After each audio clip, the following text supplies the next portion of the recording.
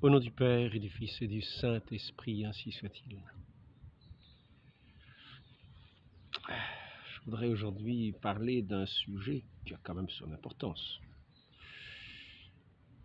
Je voudrais en parler à partir d'un événement qui a eu lieu qui s'appelle le Concile de Constance. À l'époque, il y avait 3 papes et c'est à partir de ce concile qu'on a fait le ménage. Et qu'on a permis de retrouver avec enfin une autorité vraiment légitime et sans aucun doute. Et pour commencer à parler de l'autorité, je voudrais prendre un texte à partir du catéchisme qu'on appelle de Jean-Paul II. Et nous allons voir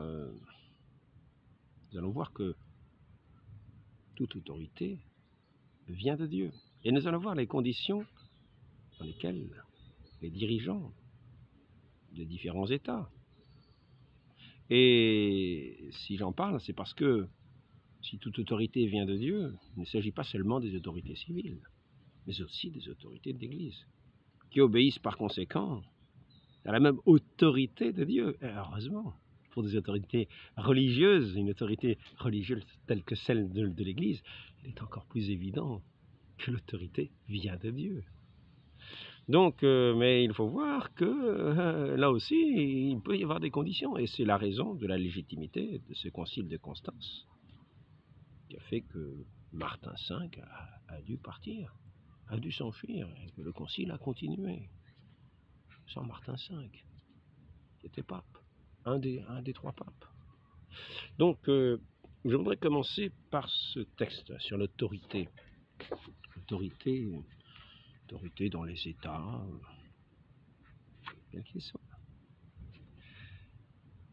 Il est dit, donc nous sommes au numéro de ce catéchisme, c'est vrai, je pourrais prendre directement le numéro et le lire directement dedans. Je copie des fiches, vous voyez, c'est peut-être pas très intelligent. Je pourrais mettre l'autorité et puis marquer simplement 1899. Mais c'est au cas où un jour je n'aurai pas le catéchisme, j'aurai mes petites cartes avec moi. Je marque quand même, en gros, principal, quoi.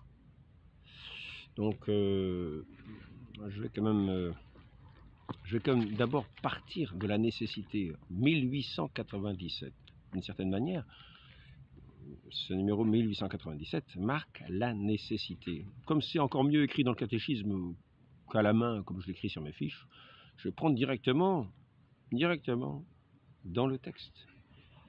1897. Article 2, la participation à la vie sociale. Nous allons voir que c'est très intéressant. Parce que s'il y a des difficultés, comme il en est survenu dans l'histoire de l'Église, nous avions du doute sur la légitimité de ces papes, et c'est pour ça qu'ils ne pouvaient pas tenir un lieu de tête de l'Église. Ainsi, ce concile a pu faire en sorte de régler cette question par les lois d'Église. Participation à la vie sociale, 1. L'autorité. À la vie en société manquerait l'ordre et la fécondité sans la présence d'hommes légitimement investis de l'autorité qui assure la sauvegarde des institutions et pourvoit dans une mesure suffisante au bien commun. Alors, il y a une chose qui est intéressante et importante à souligner. On voit qu'il y a comme une nécessité. Non, ça ne porte pas les fruits que cette société pourrait être amenée à porter. Il serait une certaine désorganisation. Et ici, ce que je veux attirer l'attention, c'est sur le bien commun. C'est-à-dire, il ne s'agit pas de dire parce que l'un a trouvé quelque chose, hop, nécessairement, toute l'autorité devrait s'en aller, toute juridiction devrait partir pour l'ensemble au mépris du bien commun. Au mépris du bien commun. L'Église a le bien commun en tête. Les lois de l'Église sont aussi faites pour ce bien commun, le bien commun véritable, s'entend, c'est-à-dire selon Dieu, selon le droit naturel et le droit divin. Il a créé toutes choses. dans cette perspective. Il a créé les hommes à son image, comme des images de sa gloire, mais pour lui rendre gloire, tout honneur, toute gloire. Et pour peut-être participer d'une certaine manière à cette gloire.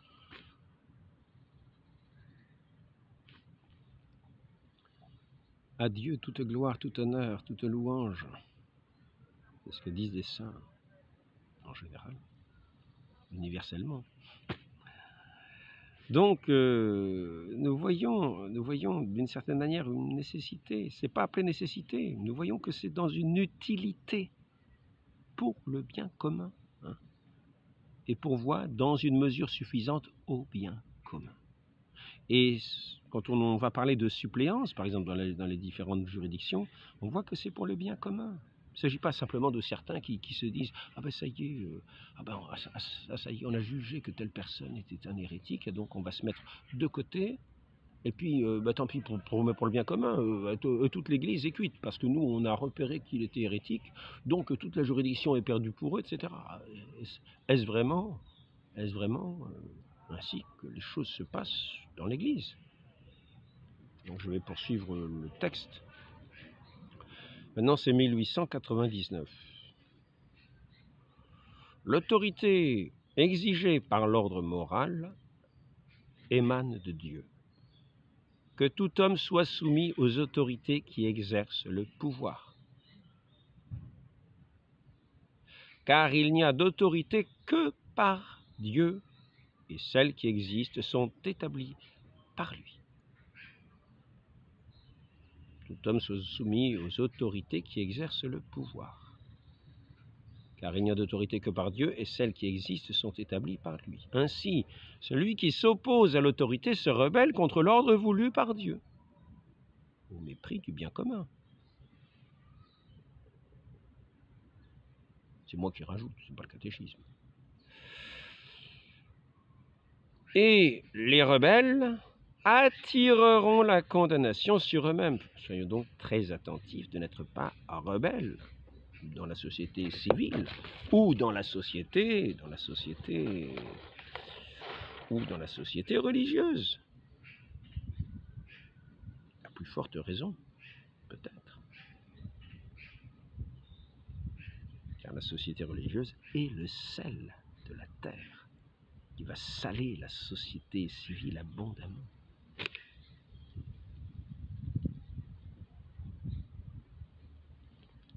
Mais si le sel se fadigue, le monde va être insipide. Et même s'il porte du fruit, ce sera tout à fait insipide et ce ne sera pas du tout à la gloire de Dieu. Alors ici, donc, je garde mon petit papier quand même, je vois si ça correspond bien. Donc là, nous avons Romains 13, 1, 2, voilà. Et là, c'est de la première lettre de Saint-Pierre aussi, chapitre 2, 13, 17 aussi. Donc, si l'autorité renvoie à un ordre fixé par Dieu, là nous sommes au 1901, si l'autorité renvoie à un ordre fixé par Dieu, la détermination des régimes politiques comme détermination de leurs dirigeants doivent être laissées à la libre volonté des citoyens. C'est intéressant. C'est intéressant.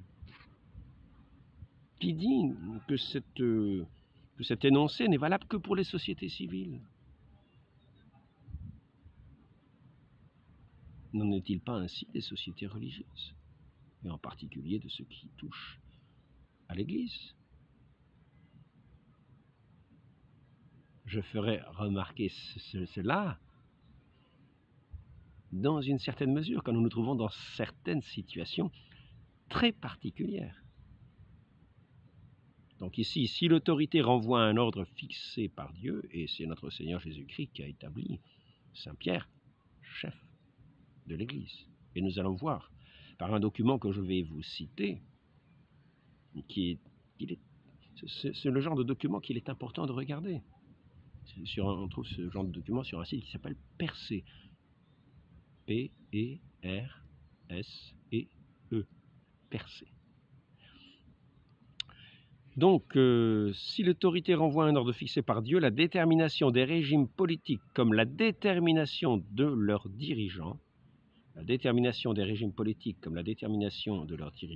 doivent être laissées à la libre volonté des citoyens.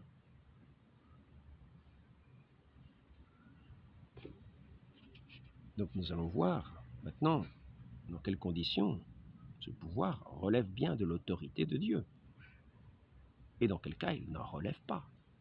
Et cela sera bon pour la société civile aussi bien que religieuse.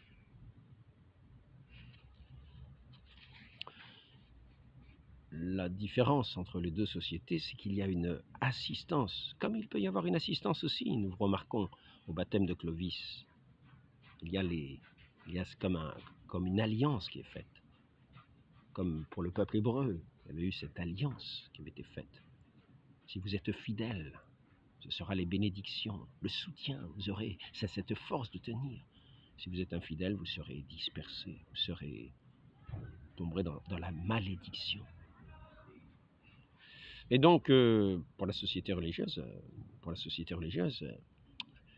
vraiment, elle a un soutien d'une certaine manière indéfectible jusqu'à la fin des temps, telle qu'elle est promise par notre Seigneur Jésus-Christ. Je serai avec vous jusqu'à la fin du monde.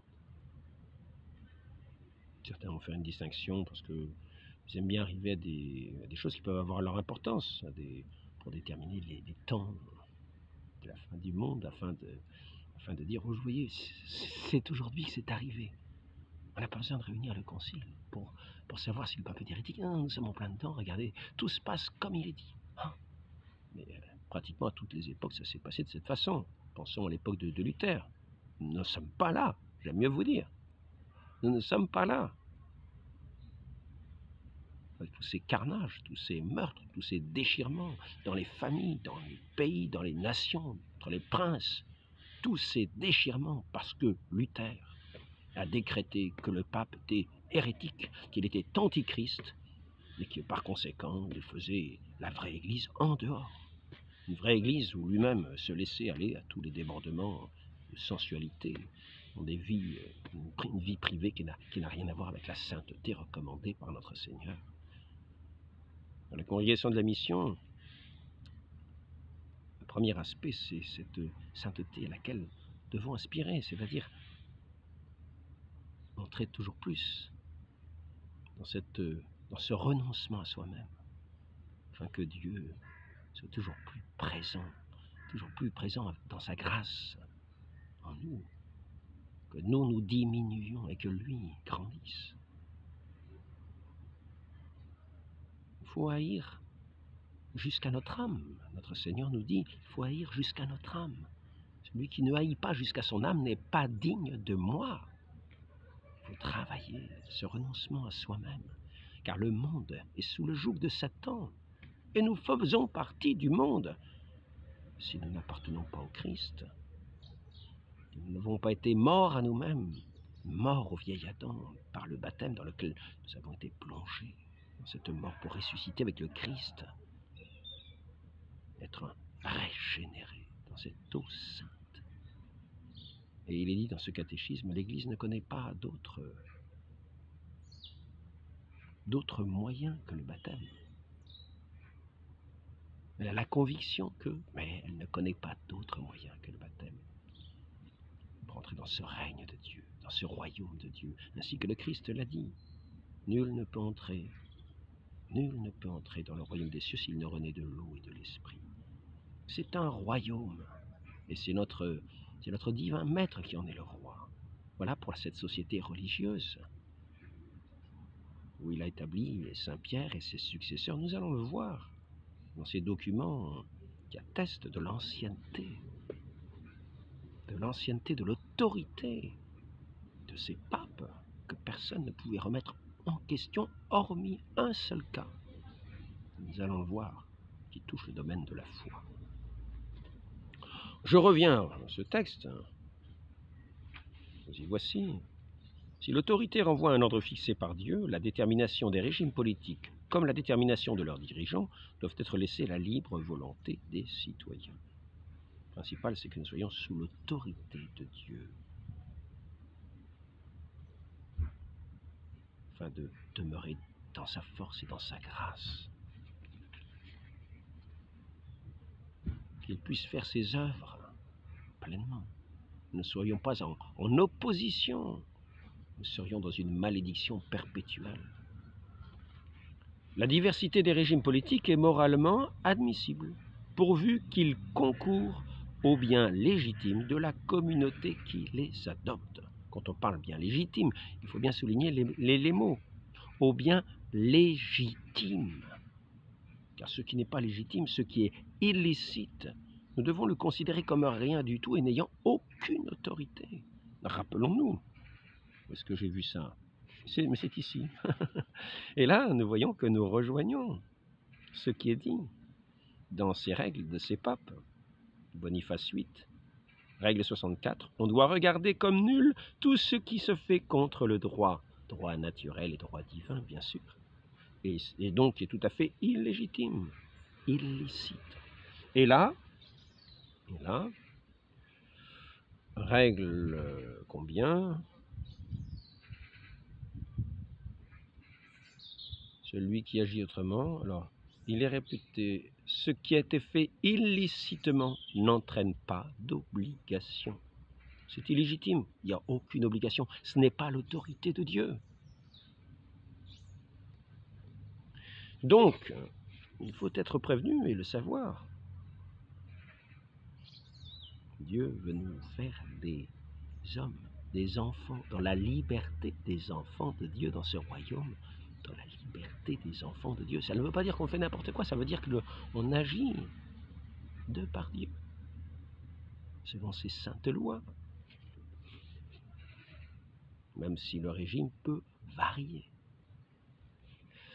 Donc, la diversité des régimes politiques est moralement admissible, pourvu qu'ils concourent au bien légitime de la communauté qui les adopte.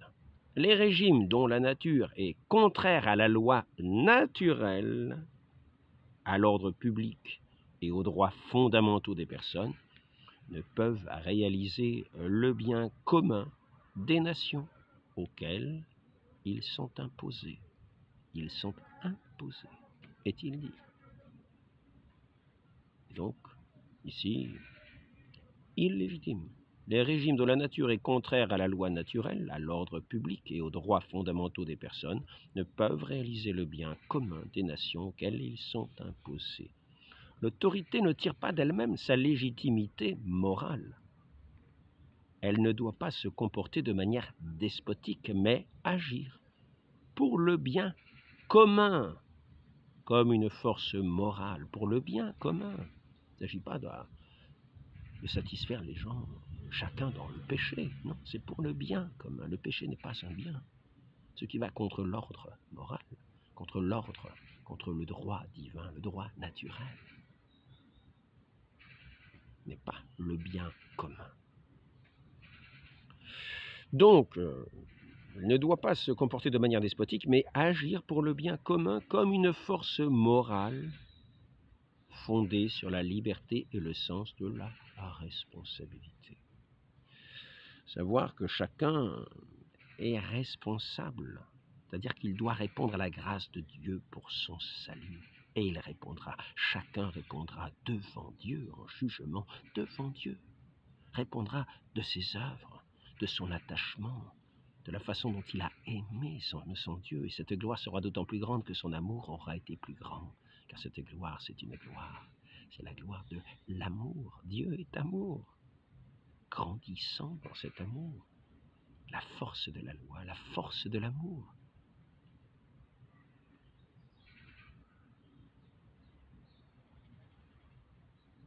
C'est la loi de l'amour.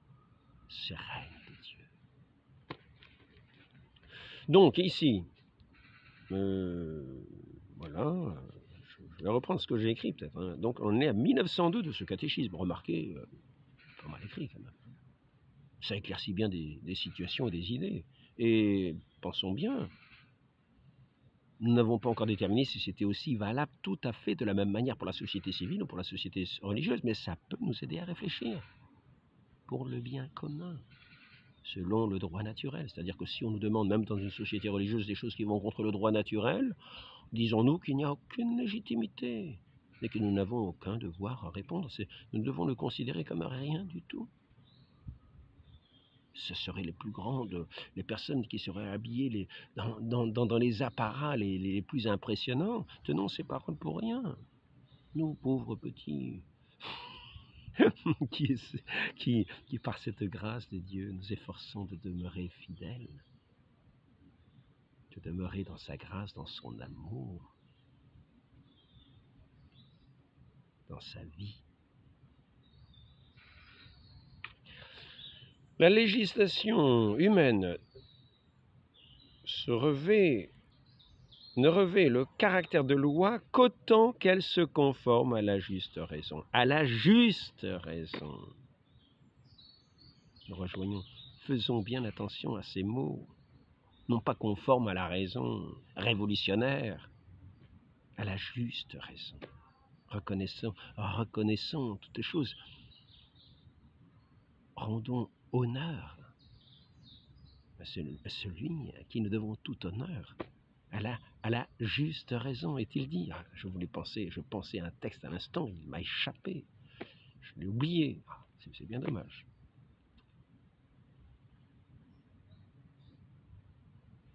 La législation humaine ne revêt le caractère de loi qu'autant qu'elle se conforme à la juste raison.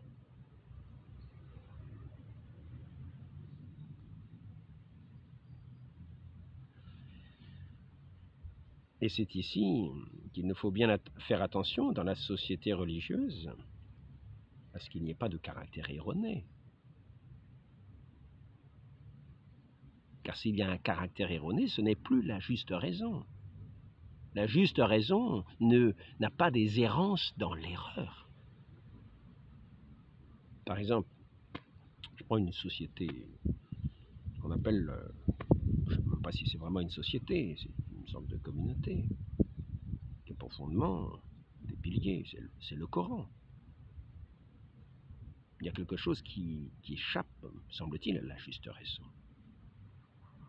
Qui semble, je ne dirais pas avoir un... mais oui, effectivement, qui se reconnaît en elle-même comme un caractère erroné, alors que le Coran est dit comme la parole éternelle du Très-Haut, la parole éternelle, telle qu'elle elle a été donnée, est-il dit, par les musulmans, de Dieu même. Cette parole éternelle telle qu'elle a toujours été. Or, j'ai eu la surprise de voir une chose au sujet de l'alcool, par exemple. Au sujet de l'alcool, nous voyons qu'il y a plusieurs périodes où ce message sur parole sur l'alcool a été donné. Je veux dire, par la juste raison n'est pas la raison qu'il y a un jugement erroné. Car là, nous avons vu que cela entraînait des désordres.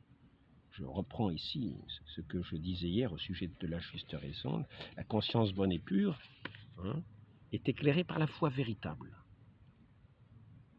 Nous avons vu que le catéchisme enseignait qu'il n'y avait qu'une seule vraie religion, donc une seule société qui agit dans la juste raison. Parce que s'il y a une religion véritable, une seule religion véritable, cela veut dire qu'il y a des jugements erronés, des choses erronées dans les autres qui entraînent un jugement biaisé, des désordres. Nous allons voir ici, l'être humain doit toujours obéir au jugement certain de sa conscience. S'il agissait délibérément contre ce dernier, il se condamnerait lui-même. Là, il ne s'agit pas de ça. Alors, je vais essayer d'arriver. Est-ce que le jugement erroné est ici? Oui, il est ici, c'est ça.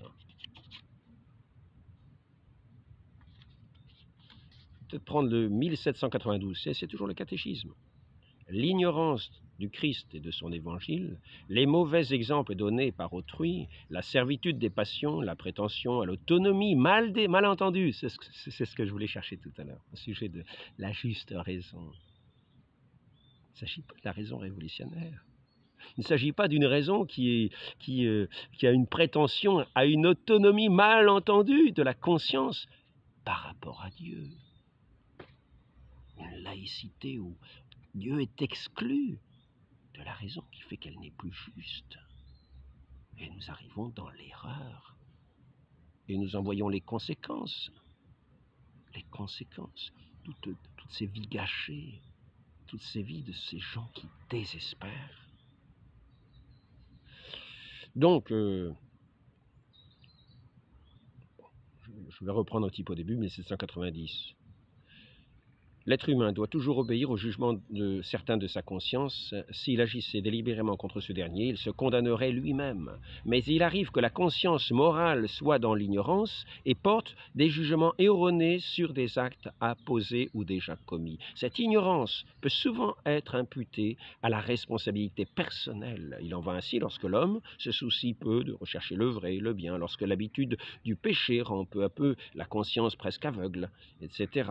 En ce cas, la personne coupable du mal qu'elle commet est responsable du mal qu'elle commet. Par contre, l'ignorance du Christ, de son évangile, le mauvais exemple donné par autrui, la servitude des passions, la prétention à une autonomie mal entendue de la conscience, le refus de l'autorité de l'Église et de son enseignement, le manque de conversion et de charité peuvent être à l'origine des déviations du jugement dans la conduite morale. Et ici, nous parlons d'ignorance maintenant ici. Et cela concernerait plus ceux qui lisent le Coran de cette façon-là. Quoique le rejet du Christ n'est pas très bon signe. Le rejet de la lumière véritable, de ce Dieu véritable qui s'est fait homme. Par l'ignorance invincible, le mal ne peut être imputé. À l'ignorance invincible, le mal ne peut être imputé. Il n'en demeure pas moins un mal, une privation, un désordre. Il faut donc travailler à corriger la conscience morale de ces erreurs. Et c'est ici que je voudrais dire, nous avons une parole qui est dite, la parole éternelle du Très-Haut. Et voici que nous avons différents moments où cette parole a été donnée. Et par exemple, c'est au sujet de l'alcool. Au sujet de l'alcool, c'est plutôt dans ce sens-là qu'il faut lire. Nous avons marqué, par exemple, dans la sourate 70, c'est un signe pour les gens qui raisonnent et une boisson enivrante est un aliment excellent. Un aliment excellent. Et ça, c'est au verset 67. Après ça, vous voyez, dans la sourate 87, verset 219, il y a quelques avantages dans cette boisson. Au 92, il est dit, on prévient, mais ça, ce sont des années après, c'est des années après, quelques années après, c'est pas des siècles après. Non, c'est quelques années après. Il y a ici ce message de cette sourate qui est donné, de cette parole éternelle, qui est de toujours à toujours, est-il dit. Et voici donc ici, après ça, on vous dit, la sourate 92, verset 43, n'approchez pas de la sala, c'est-à-dire de la prière, quand vous êtes ivre. Quand vous êtes ivre, n'approchez pas de la sala. Eh oui, ne priez pas quand vous êtes ivre. Et puis après ça, on arrive à dire, à la sourate 112, verset 90, cette boisson, c'est l'œuvre du diable. L'œuvre du diable. Il a fallu attendre combien d'années avant de savoir que c'était l'œuvre du diable. Et donc, conclusion, il ne faut surtout pas en boire. C'est l'œuvre du diable. Vous feriez l'œuvre du diable. Donc tous ceux qui en boivent, les pauvres chrétiens, ils font l'œuvre du diable. Vous voyez, ils cultivent les vignes. Ils font l'œuvre du diable. Ils cultivent les vignes non pas pour boire du jus de raisin, mais pour faire du bon vin. Et l'on disait, boisson enivrante, aliment excellent. Et là maintenant, nous en arriverons à l'œuvre du diable. Pourtant, c'est cette parole éternelle. Donc elle n'était pas condamnée, voilà, que tout d'un coup, elle était même, elle présentait quelques avantages, est-il dit, dans la sourate 87. Et puis ensuite, on recommande de ne pas s'approcher de la prière si on est un petit peu ivre. On peut très bien boire du vin sans être ivre. Et donc, finalement, dans ces paroles éternelles, on vous dit que c'est l'œuvre du diable. Dès le début, dans l'éternité, la parole était là, pour dire que c'était l'œuvre du diable. Comment se fait-il qu'elle n'a pas été sitôt interdite et qu'on en a parlé comme chose qui pouvait être bonne. C'est assez... Nous voyons qu'il y a quelque chose qui sonne de façon erronée. Comment une parole éternelle peut-elle, comment ces différentes paroles qui sont toutes de toute éternité peuvent être données de cette façon-là, quelques années d'intervalle. Et ainsi, la dernière, dit-on, va abroger les autres, parce que si c'est l'œuvre du diable, nécessairement, ça va abroger les autres. Donc les autres, elles ne sont plus bonnes. Ces paroles éternelles de Dieu, du Très-Haut, ne sont plus bonnes. C'est l'œuvre du diable après. Donc, elles n'ont pas été condamnées dans le Coran, donc c'était une invitation à la boire, d'abord, c'est-à-dire à faire l'œuvre du diable, après. Chose étonnante, quelque chose d'erroné. Et on nous dit pourtant, ici, donc il faut faire bien attention dans ces sociétés, quand il y a quelque chose d'erroné qui apparaît de cette façon-là, mais je ne vais pas vous inviter à faire comme certains font. Ah, ça y est, vous avez vu, le pape il a dit ça. Ah, le pape il a dit ça. Ça c'est erroné. Il est hérétique. Il a plus la juridiction. Non, c'est pas comme ça que ça se passe. Et nous allons le voir. Nous allons le voir. Hein, j'ai pris plusieurs notes, par exemple, pour répondre aussitôt à ce point de vue-là. On dit, là, il s'agit dans les choses simple défaillance. Hein, ce jugement, ça ne doit pas se rapporter à une simple défaillance passagère qui ne suffit pas, imputable à la légèreté, hein, dont on se repent sans retard. Mais ça ne suffit pas à dire que quelqu'un est hérétique. Donc voilà, par contre, il sort des paroles. C'est vrai que quelquefois, quand nous y pensons, il y a des paroles que nous ne dirions jamais, que nous ne voudrions même pas dire. Pour nous les faire dire, il faudrait nous les arracher. Encore, combien de martyrs sont morts martyrs pour ne pas dire de telles paroles.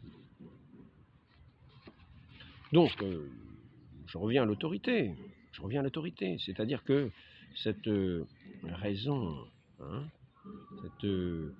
ici nous en étions, l'autorité renvoie à un ordre fixé par Dieu. La détermination des royaumes politiques, comme la détermination de leurs dirigeants, doivent être laissées la libre volonté des citoyens. Alors ici, on n'est pas là. La législation humaine ne revêt le caractère de loi qu'autant qu'elle se conforme à la juste raison.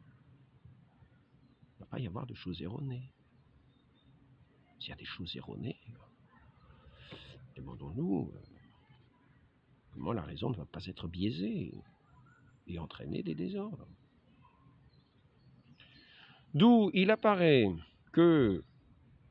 alors là, il vaut mieux que je revienne au livre, parce que vous voyez, c'est l'avantage d'avoir le livre. Hein. D'où il apparaît...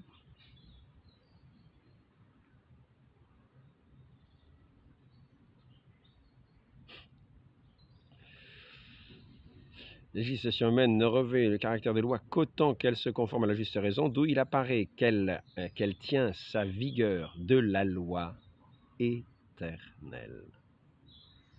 C'est pas une loi éternelle qui change toutes les 5 minutes ou tous les 5 ans. Vous comprenez? C'est pas une parole éternelle qui change tous les 5 ans. Il faut bien y penser à cela. C'est la parole éternelle, la vraie parole éternelle, immuable. Notre Seigneur Jésus-Christ nous dit... Le monde passera, ma parole ne passera pas. Et cette parole éternelle de l'amour, de ce Dieu d'amour, qui a fait cette création par amour, qui est mort pour nous racheter par amour, sur la croix, il a versé tout son sang, qu'il vient laver tous nos péchés, pour nous faire renaître à cet amour, nous qui nous étions égarés dans tous ces jugements erronés, qui nous avaient amené les plus grands désordres sur cette terre, et cette inimitié à Dieu. L'autorité ne s'exerce légitimement. Alors ici, voilà, ça c'est quand même intéressant. La législation humaine ne revêt le caractère de loi qu'autant, la législation humaine ne revêt le caractère de loi qu'autant qu'elle se conforme à la juste raison. Et là, c'est intéressant aussi pour la société religieuse, en particulier l'Église. Elle revêt le caractère de loi. Comprenons bien.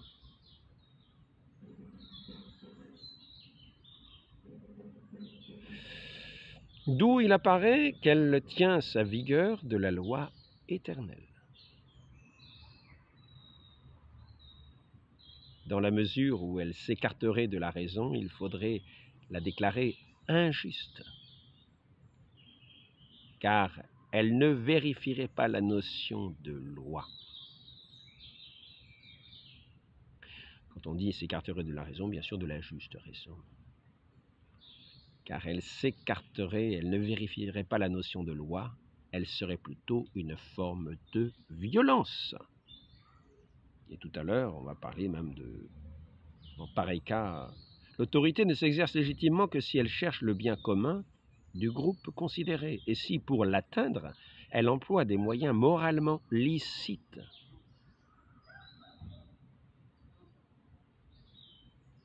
S'il arrive aux dirigeants d'édicter des lois injustes ou de prendre des mesures contraires à l'ordre moral, ces dispositions ne sauraient obliger les consciences. Et voilà. Je savais bien que je l'avais lu dans ces catéchismes, parce que j'ai lu le passage un petit peu avant. Et vous voyez, j'ai même pris note. Et cela m'a rappelé tout à fait ce qui est dit ici. Ces dispositions ne sauraient obliger les consciences. Pensons-y bien, car cela est valable dans l'Église. Car, n'oublions pas, c'est un pape, Grégoire IX, qui nous dit cela. Oh. Ici, peut-être c'est plutôt... Je vais commencer par Benoît VIII. La règle 64, pensons-y bien.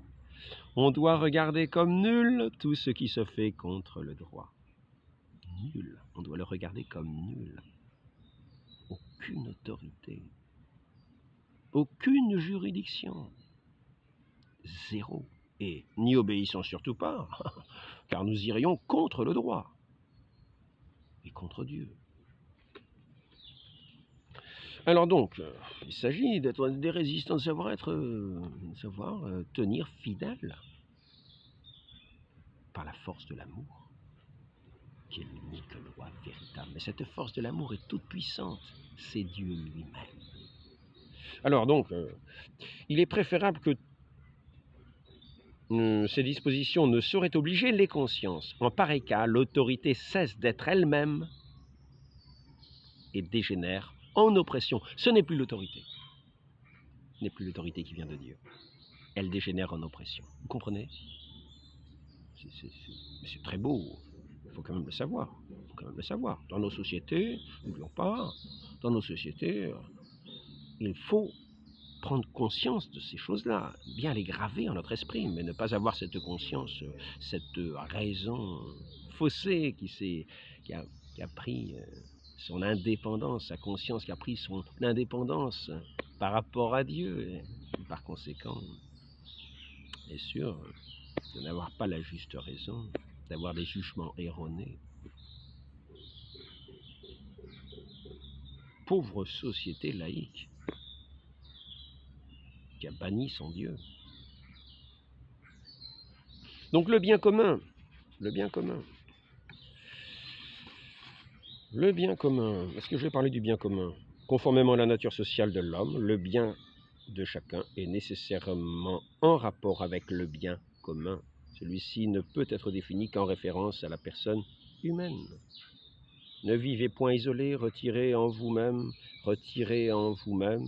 comme si vous étiez déjà justifié, mais rassemblez-vous pour rechercher ensemble ce qui est de l'intérêt commun. Barnabé, épître 4, verset 10. Tiens, intéressant. Je m'attendais à trouver un texte, je me disais, mais d'où vient ce texte? Vous voyez, Barnabé, épître 4. Non, qu'est-ce que c'est, épître 4? Épître de Barnabé, chapitre 4, verset 10. Par bien commun, il faut entendre l'ensemble des conditions sociales qui permettent tant au groupe qu'à chacun de leurs membres d'atteindre leur perfection d'une façon plus totale, plus aisée. La perfection, n'oublions jamais cela. Perfection, soyez parfaits comme votre Père Céleste est parfait. Voilà le bien commun. Bon, donc maintenant, je voudrais montrer comment, dans des époques de doute, nous en sommes arrivés à réunir un concile pour éventuellement régler la question. Il y avait 3 papes. notre Seigneur n'a confié son Église, son unique Église, qu'à un seul, Saint Pierre, qui était remis l'autorité. Vous avez vu qu'on peut faire les choses en son propre nom, que dans ce cas, il ne s'agit plus de l'autorité de Dieu, il ne s'agit plus de juridiction. Donc, ici, il s'agit de Nogaret, Philippe le Bel. Si le droit canonique accorde incontestablement l'action juridique à tout fidèle, n'importe qui n'a pas les moyens pratiques de la faire aboutir. Elle doit trouver appui d'une autorité suffisamment forte pour mettre la procédure en branle, car il s'agit du bien commun, pas d'un bien individuel. Il s'agit du bien commun de l'Église et du salut de l'humanité. La juridiction n'est pas affaire personnelle simplement, non. Non, c'est la juridiction qui est donnée à l'Église. Et nous avons vu que dans certains cas, c'est une juridiction de droit, et dans d'autres cas, c'est une juridiction de fait, comme une suppléance, pour le bien commun de l'Église et de tous les fidèles. En faisant attention de ne pas prendre des décisions par nous-mêmes. Par nous-mêmes, voici ce que nous sommes. Elle doit trouver un appui d'une autorité suffisamment forte pour mettre la procédure en branle et obtenir la tenue du concile. Nogaret se tourne donc vers le roi. Mais là encore, il se garde de toute nouveauté. Mais qui convoquera les membres de l'Assemblée? Sur ce point, les textes ne disent rien, et Nogaret les imite, les textes canoniques. Et puis, il faut, ou les textes historiques, les textes, je ne sais plus à quel texte il faisait référence, Apparemment, c'est plutôt si le droit canonique accorde incontestablement l'action juridique à tout fidèle, n'importe qui n'a pas les moyens pratiques de la faire aboutir. Voilà, c'est ça. Parce qu'il faut faire aboutir cette action. Parce qu'il s'agit de juridiction de l'Église, pas simplement d'être particulier. Le bien commun. C'est un corps, le corps de notre Seigneur, dans l'unité de notre Seigneur, de qui vient toute autorité, qui confie sa juridiction à ceux qui sont à la tête. Donc, mais qui convoquera les membres de l'Assemblée? Sur ce point, les textes ne disent rien, et Nogaret les imite. Nogaret, je rappelle, c'est du temps de Philippe le Bel, c'est celui qui est allé gifler, pas Boniface. Le pape, lit-on dans les décrets, ne peut être jugé, alors je vais quand même voir ici, et puis il faut un demandeur devant le tribunal, une fois constitué. Il faut un demandeur devant le tribunal, c'est-à-dire un accusateur devant le tribunal constitué. Il faut un accusateur, et des accusations solides, pas des oui, vous avez vu ce qu'il a dit là, c'est douteux. Non, il faut que ce soit sûr et certain, bien interprété, bien établi. Que ce soit, d'une certaine manière, gros comme une maison. Que ça puisse être vu par cette assemblée, constaté par cette assemblée de savants. Ceux qui sont les juges dans la loi, les évêques, cardinaux. Le juge, c'est le pape. Et en dehors, les évêques, les cardinaux, unis à lui. Et dans ce cas précis, dans ce cas précis, c'est eux qui vont juger de l'hérésie. Ce sont les évêques, les cardinaux. Le pape, lit-on dans le décret, ne peut être jugé par personne, à moins qu'il ne dévie de la foi. En ce cas, il relève de l'Église. Croyons le dit concile utile et même nécessaire. Je vous ai rappelé l'enseignement de ses pères ces jours-ci, en particulier Biluard, il me semble qu'il s'appelle, un grand théologien, auquel beaucoup d'autres font référence. Le père Garrigou-Lagrange fait référence dans les années 40, 50, 40 je crois. Et puis, comment il s'appelle, Alphonse de Liguori. Donc ils disent, le pape, si le pape est hérétique, il garde la juridiction de fait. S'il n'est pas hérétique, il l'a de droit. S'il est hérétique, il l'a de fait. tant que l'Église ne sait pas qu'il est hérétique. Et l'Église ne sait que le pape est hérétique que lorsqu'un concile l'a déclaré tel. C'est ainsi qu'il faut faire ces démarches que je viens de vous lire, que vous voulez faire nogaret, déposer, pour que ce n'est pas le concile qui dépose le pape. Remarquez-le bien, c'est celui qui, par son hérésie, se dépose lui-même, car il ne peut être jugé par personne. Et ici, je voulais lire quelques passages et vous montrer un document que beaucoup auraient intérêt à lire, qui s'intéresse à ces questions. Parce que nous verrons que la juridiction ne se perd pas dès qu'un pape meurt. Mais ce n'est pas ça le bien commun. Ce n'est pas le bien commun. Ce n'est pas ainsi que notre Seigneur Jésus-Christ bâtit son Église. La papauté. Alors voyons l'importance du pape. Gélase en 495. On appelle à lui de toutes les parties du monde. De lui, personne n'a le droit d'appeler. Nous ne voulons point passer sous silence que le siège apostolique n'a besoin du secours d'aucun concile pour réformer les mauvais jugements rendus par un concile. Cette faculté lui vient de la suprématie que le bienheureux apôtre Pierre a toujours tenue de la bouche du Seigneur et qu'il tiendra toujours, écrit par le pape Gélase en 495. C'est déjà assez ancien. À ce temps-là, nous étions, il me semble, unis avec ce qu'on appelle aujourd'hui les orthodoxes, qui avaient bien connaissance à cette époque de ce pape, Gélase. Mais il n'était pas en schisme avec lui. Il ferait bien d'y réfléchir. L'Église est une. Pensons-y bien. Donc,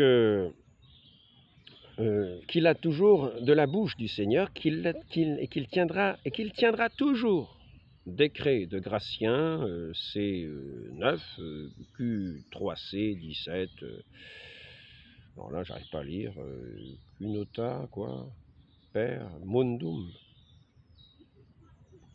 Impossibilité de juger le pape lui-même, Grégoire VII, Dictatus Papae, Nicolas Ier à l'empereur d'Orient, Michel Livrogne, en 865, Prima sedes non judicabitur à quocum. Refus, c'est-à-dire le premier siège ne peut être jugé par personne. Refus du concile de 501 pour juger le pape Symaque qui est accusé de différents crimes. La prééminence de Pierre, disent les prélats, a été attachée au siège de Rome. Il jouit de ce fait d'une autorité particulière et son titulaire ne saurait être jugé par ses inférieurs. Idem avec Léon III en l'an 800 quelque chose. Hein.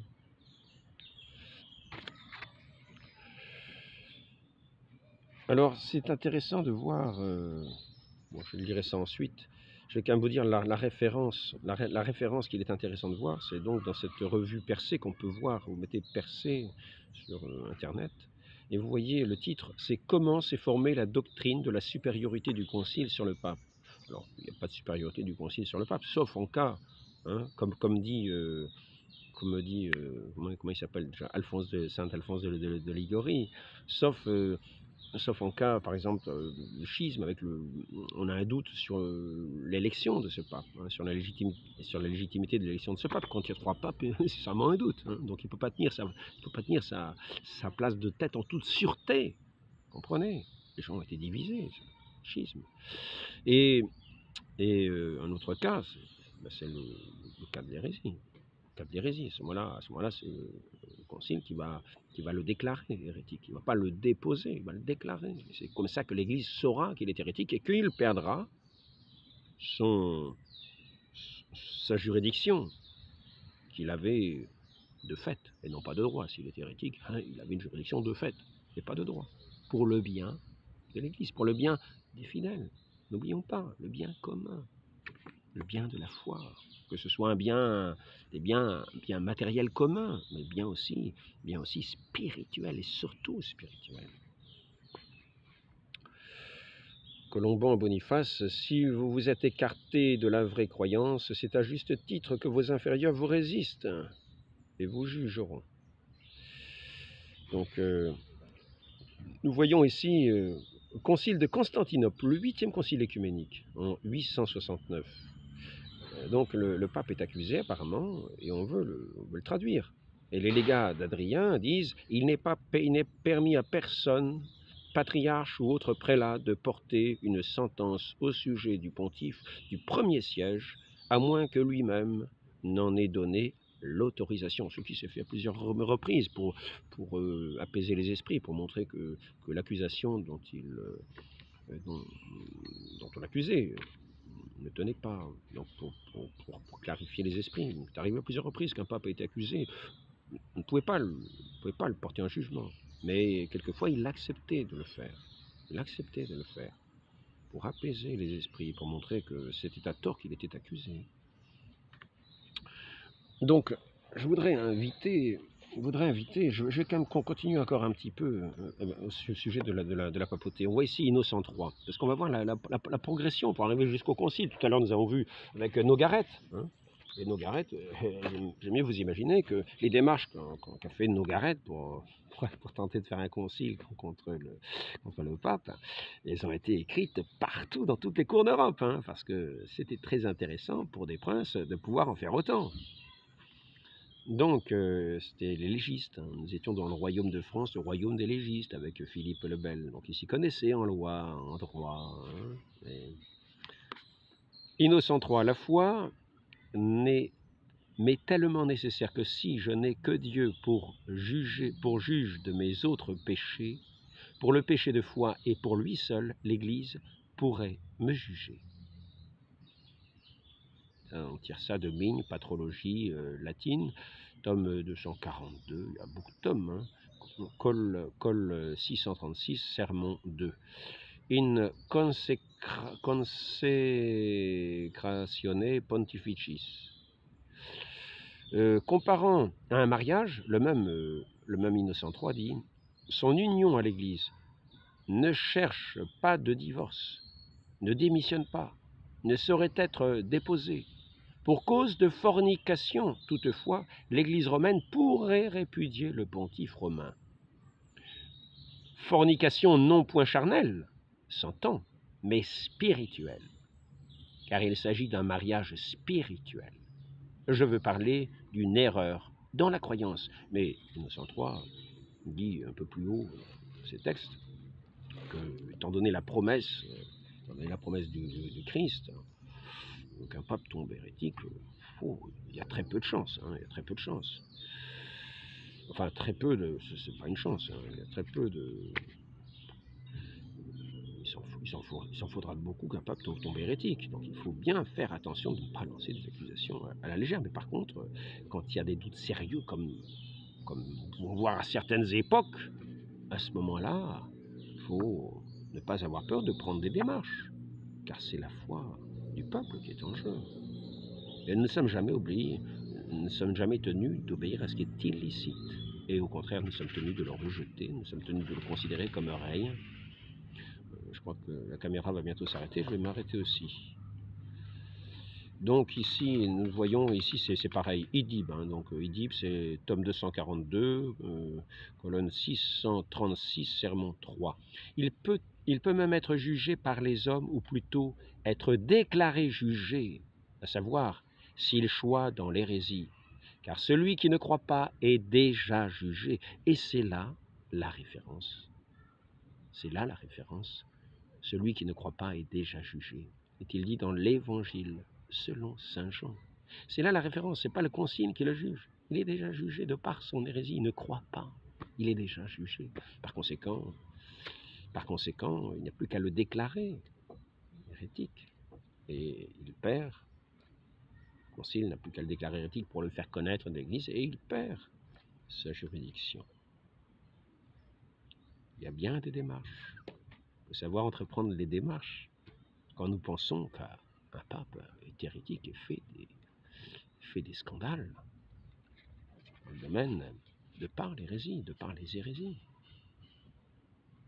Il faut savoir remonter peut-être plus loin qu'on imagine.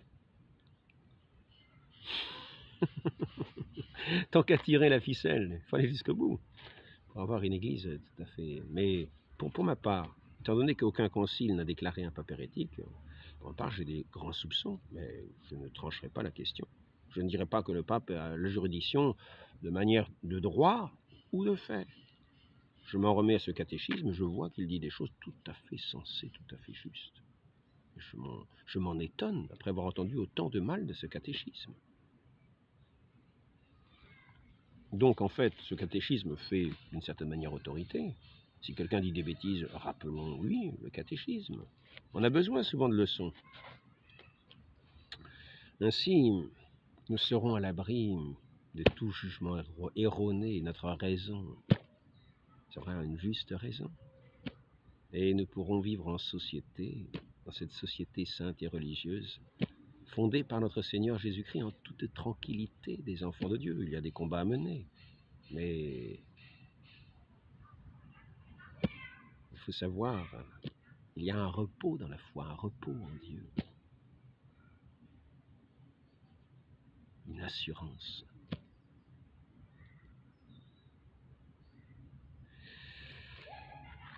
Je voudrais, je ne sais pas si cet entretien était utile,